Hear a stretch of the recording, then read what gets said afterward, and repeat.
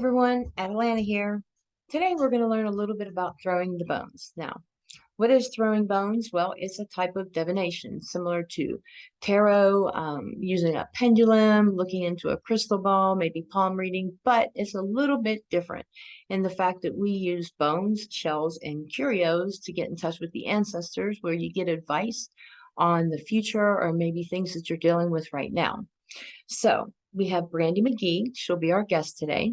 She is a big figure on TikTok and Instagram. So no further ado, let's go ahead and introduce her. Brandy, how you doing? Hey, I'm Brandy, also known as Bone Throwin. I have a TikTok that's actually a lot of fun, but we're here to talk about bone divination specifically. Kind of where it originated, maybe where it started. It's one of the oldest forms of divination in the entire world, and a lot of different cultures did it a lot of different ways, and it's going to be a lot of fun discussing that. Exactly, exactly. So what would you say is the biggest difference between throwing bones and other forms of divination? Well, in some books that I've read, um, divination back in a long time ago is actually used in like battle strategies and things like that. And I believe it was the Scots that they ate the food, the animal, a certain way, and then they would read the teeth marks on the bones of the people that ate the food. And then somehow that was able, I'm not sure how, but because that's not my specialty, but and then I think the Chinese added heat to the clavicle, and then they read the cracks in that. And so there's so many forms of it that you can do. And of course, I just have my little curios and things like that that I use to throw on a circular mat. I do the whole medicine wheel. We talked about, the Native American side of me and things like that. So, but yeah, that's kind of where I go with it. But yeah, it's been used for a long time, a long time. Yeah, all cultures, all over the world, all continents. People don't realize that different faiths, even through Christianity, has used bone Yeah. divination.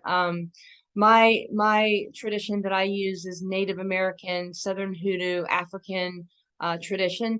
I don't know if I Mhm. guess yours is mostly Native American. Is that right? I feel like it is, yeah. I incorporate when I read your book, I started to incorporate because there were some pieces that I had no explanation for. I just had them, you know? And then I got your book and I was like, okay, that makes sense. You know what I mean? And so I think I started it with the whole Native American thing, but now I've kind of added a little bit of the hoodoo into it too, because I really like that too. And it's been a lot of fun, expanding it now that there's more literature, now that we're doing this show, we can expand the knowledge on it, you know what I mean, because there's so much to learn about it. It's just so many cultures, like you said. It's just an absolute amazing. Some people threw corn kernels and red Mhm. corn kernels as divination. And I can't imagine how they did that, but I know the natives did that, and the Native Americans did that. So, but I'm not quite sure how. I've never been shown that, but that would be very interesting to see. I would love to see that. Yeah, people also don't realize that even runes are considered bones, bone divination, and throwing dominoes, throwing dice, stuff like that. But see, that's the thing about I that I love about bone divination is the fact that it's so personal and so different, and it's a mixture of different types of divination, and that's what people don't realize that like how you said, you take a little bit here and a little bit there, and that's what makes it personalized, even through the type that I teach, which is the tradition I just mentioned. Even, my students that I've had, they take that basic tradition and then they expand it the way I was taught. I modernized what I was taught, Right. which is, what I had put in the book. Mhm. I modernized what I was taught and changed it a little bit. And that's what you do. That's what makes it personal. That's what makes it different. It's not, and I'm not downing tarot or dowsing or crystal gazing or Oh anything yeah, like that by definitely any not. means. Yeah, matter of fact, I still fall back on that. It's just that I just feel like bone divination is just so personal. And now I'm going to ask you a question because I would like to know what your answer is with this, because everybody's different. When you speak to the ancestors, whose ancestors do you speak to? Well, since I have went through the whole thing of forgiving my grandmother and my grandfather, those are the ones I really knew Hmm. in real life, because my parents, my dad's parents passed before I was born. So I didn't really get to know them that well.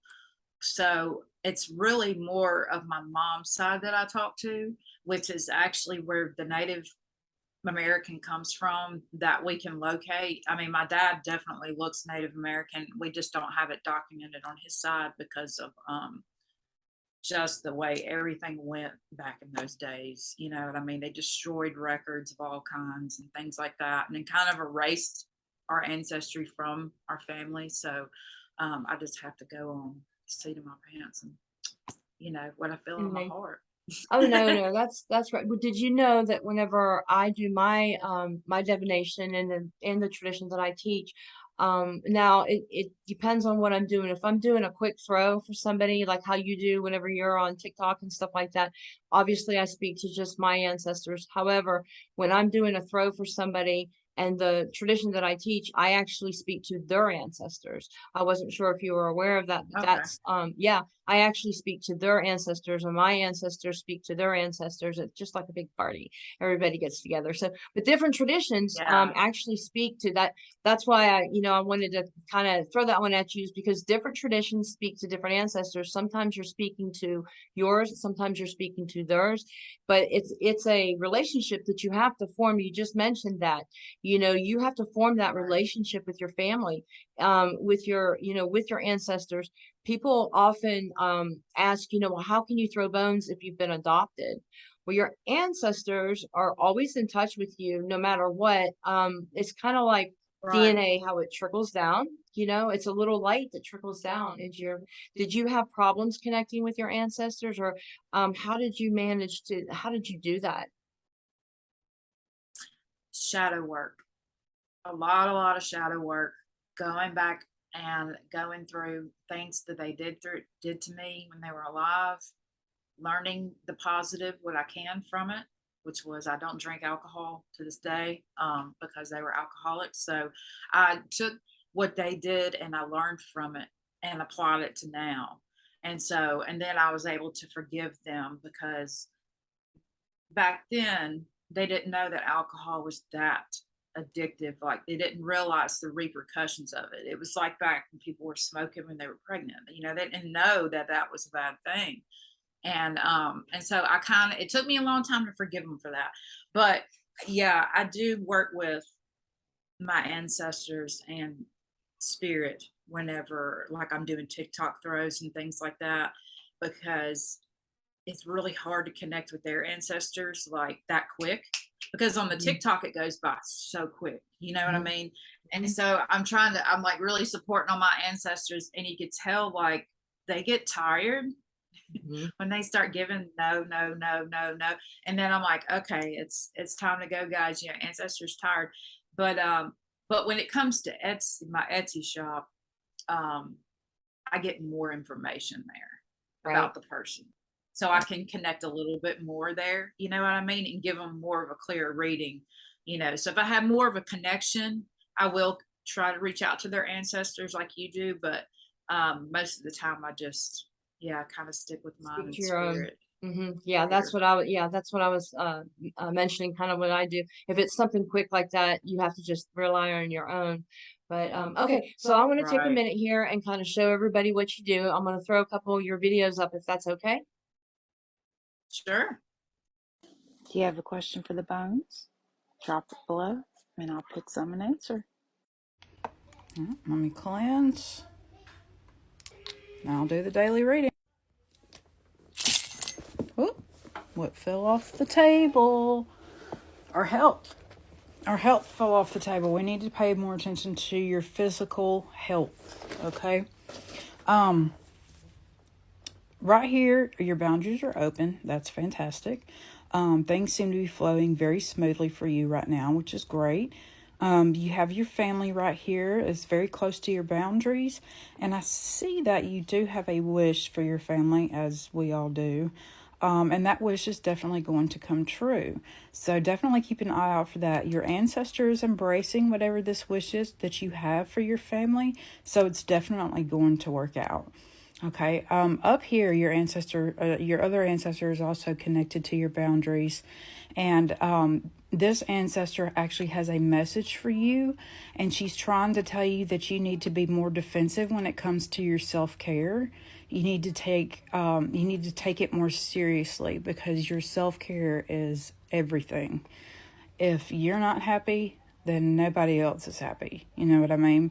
So look in the mirror and see what you can do to kind of take your power back, because your ancestors definitely pushing you, saying that you need to be more defensive over your self-care. Okay. Once you've got your self-care in order, your work and all that stuff is going to come together. You're going to have a good work ethic. Your financial crisis is going to be over.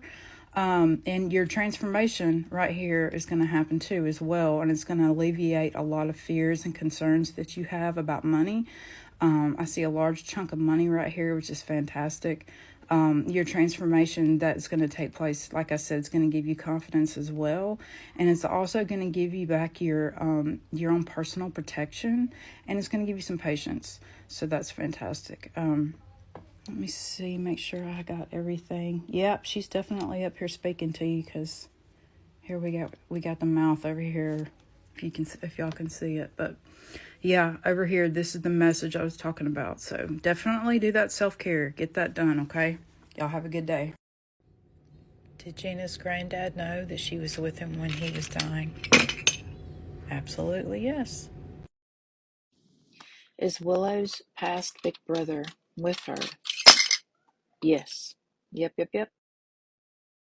We're back with Brandy McGee, and we just showed a couple of her TikTok videos and what she does.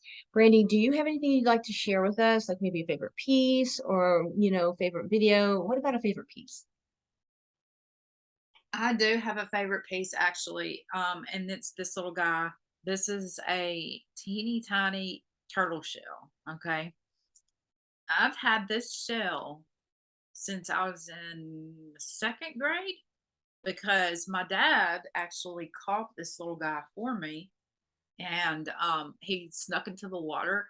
And I was like, "What is he doing?" And then he just reached down and grabbed this little baby turtle. And so I had this turtle, and unfortunately, I took it to school, and this little kid like stuck a pencil in it. So I kept the shell because I was so attached to this little baby. Oh, And my dad's like, "What are you gonna do with this thing?" I was like, "I don't know, but I'm just gonna keep it." And I've a had it. very important component in bone throwing is the ancestors. And of course, the ancestral altar is imperative that we have one of those. That is where we go to pray to the ancestors, to speak to the ancestors. It's even where we keep our bones stored at times, although I keep mine stored with me at all times next to my bed. I practically sleep with them. But the ancestral altar is where we speak to the ancestors, we give offerings, we talk to them. So, what would you like to share with us about your ancestral altar? How do you have it set up? Um, well, I had their pictures up for a while in frames, and then I didn't really feel like that was personal enough. So then I stuck them on oh shoot, like a piece of cardstock. And then I went through and I have tons of like witchy stickers and stuff.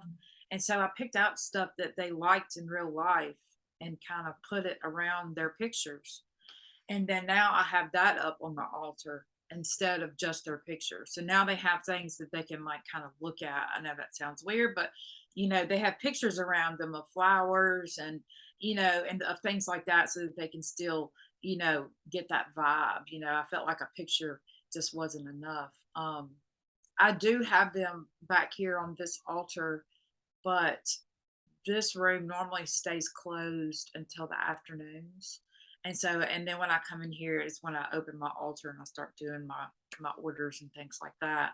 So but yeah, they're back there. They stay covered during the day. Like I say, doors, everything's shut in here. It's dark, and then I give them my offerings, do my sprays, try to open my altar up a little bit. I like that. There are three main rules that you need to keep in mind with your ancestral altar. The first one is never put it in your bedroom. If you have to put it in your bedroom, keep it covered unless you're using it. And it's for obvious reasons of disrespect, it being in the bedroom. The next one is if you put an offering up there, do not take it down unless, of course, it's going to spoil or you ask permission to the ancestors to do so.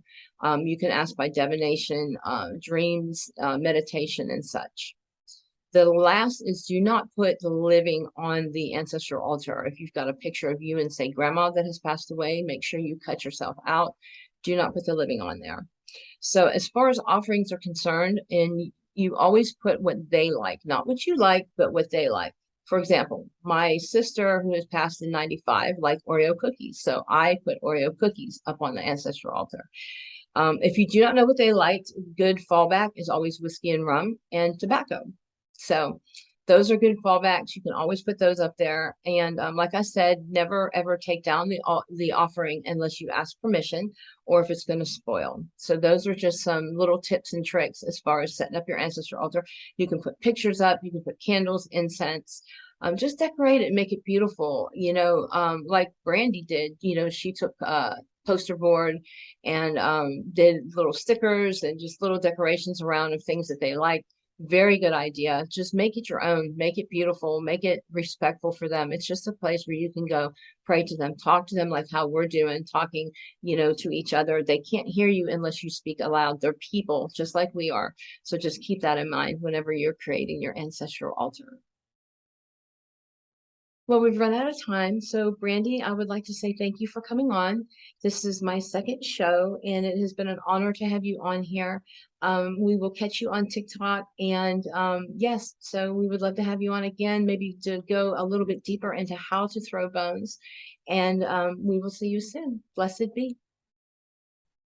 Definitely. Anytime. Thanks.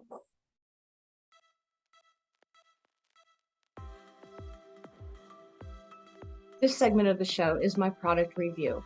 I would like to actually review two books on throwing the bones. The first one is by Michelle Jackson. It's Bones, Shells, and Curios.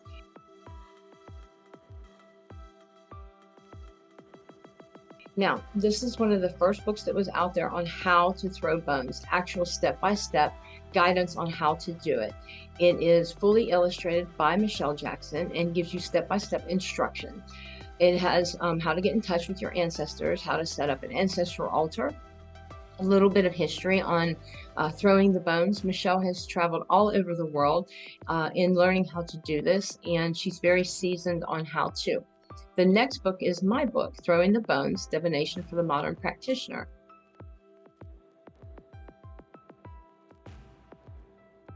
I have been throwing bones for about 14 years, and my tradition is Native American, Southern Hoodoo, African mix. It also gives you step-by-step instruction, and by the end of the book, you're able to throw bones. There are 11 different throws, 50 pages of meanings, and it is a full-color book with black and white pictures of the meanings. So both books I highly recommend if you're even slightly interested in learning how to throw bones.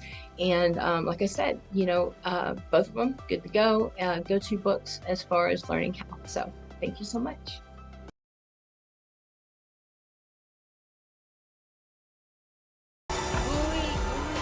Uli and Bessie.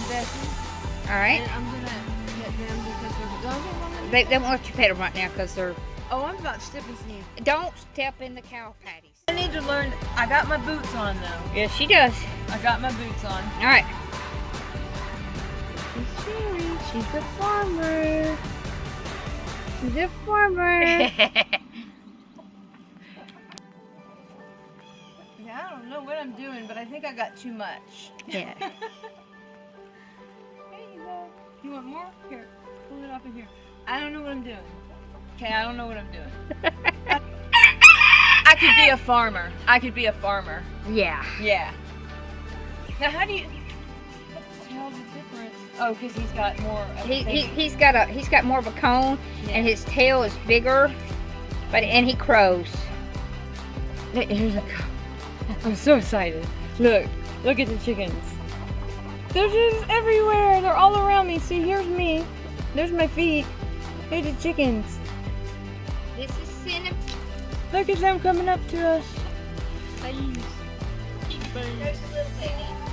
Right there, Mom. Little. There's Beans and Vexel.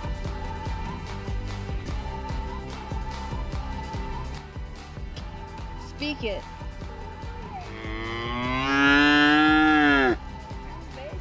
They're talking.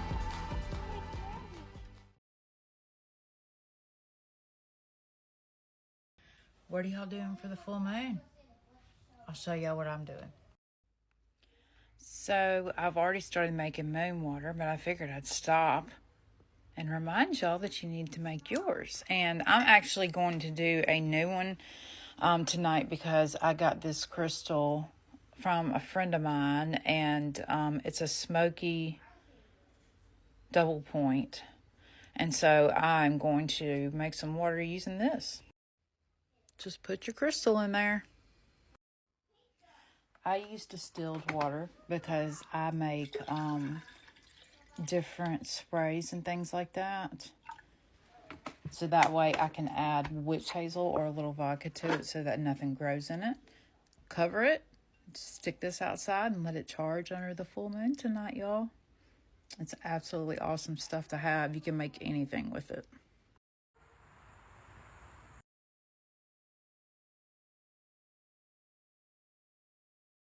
This next segment of the show is called Dear Atalanta, and it's where I have my audience write into me with questions. You may write into me at atalanta@bonewitch.com. That's ATALANTA@bonewitch.com. So, our first question is, the female witch is called a witch. What is a male witch called? Simple, a witch. Now, some people call a male witch a warlock. No, that is a bad word in the pagan world. Warlock is more of a dark path witch. You may call a male witch a wizard, a sorcerer. You may call a female witch a sorceress, but usually you call a male witch simply a witch. So, our next question is, what is the difference between Wicca and witchcraft? Well, Wicca is a religion, whereas witchcraft is not. Now, you can practice a religion in witchcraft, but it's not necessary that you do so. Witchcraft is the practice of magic, whereas Wicca is an actual religion. Now, in Wicca, you do practice magic. In witchcraft, you can be Christian, you can be hoodoo, you can be voodoo, you can be any kind of the pagan path. You don't have to believe in any belief system at all, any god or goddess. But if you practice magic, you are a witch. Now, in Wicca, they also believe in the law of three, the threefold law. If you send something out, it comes back to you threefold. They also believe in the Wiccan Rede. But Wicca, the biggest difference is the fact that Wicca is a witch. That answers that question. Once again, if you would like to write into me, it is atalanta@bonewitch.com, and I ask that you please do so, and I'll be happy to answer as many questions as I possibly can. And if I don't know the answer, I will look it up for you, and we'll see what we can find out. Thank you so much. Okay, guys, that's it for my show this time, and we'll see you in 2 weeks where we'll have Elsa Pendragon on here, where we will be talking about expectations of learning witchcraft versus realistic expectations of learning witchcraft, Hollywood versus realistic witchcraft. So anyway, I can't wait to see you again, and I'll see you in 2 weeks. Blessed be.